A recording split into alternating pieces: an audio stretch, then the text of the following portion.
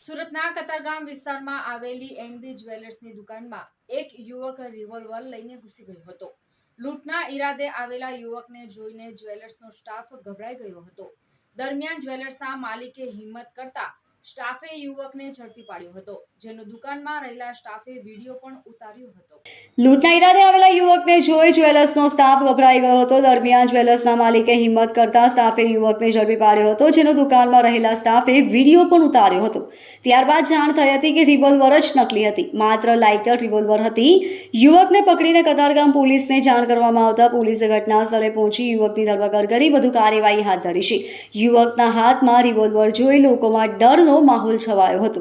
મળતી માહિતી મુજબ સુરતના કતારગામ વિસ્તારમાં એનબી જ્વેલર્સ આવેલું છે અને તેના માલિક નરેન્દ્રસિંહ રાજપૂત છે, જે આજે બપોર બાદ એક યુવક રિવોલ્વર લઈ જ્વેલર્સના શોરૂમમાં ઘૂસી ગયો હતો. યુવકના હાથમાં રિવોલ્વર જોઈને મહિલા સ્ટાફમાં ડરનો માહોલ છવાઈ ગયો હતો. દરમિયાન જ્વેલર્સના માલિક નરેન્દ્રસિંહે હિંમત કરીને રિવોલ્વર લઈ આવેલા યુવકનો હિંમતભેર સામનો કર્યો હતો, જેની સ્ટાફે પણ મદદ કરી હતી, જેથી રિવોલ્વર લઈને આવેલા યુવકને પકડી પાડવામાં સફળતા મળી હતી. રિવોલ્વરની તપાસ કરતા લાઇટર હોય તેવું સામે આવ્યું હતું. Bureau report LK star news, Surat.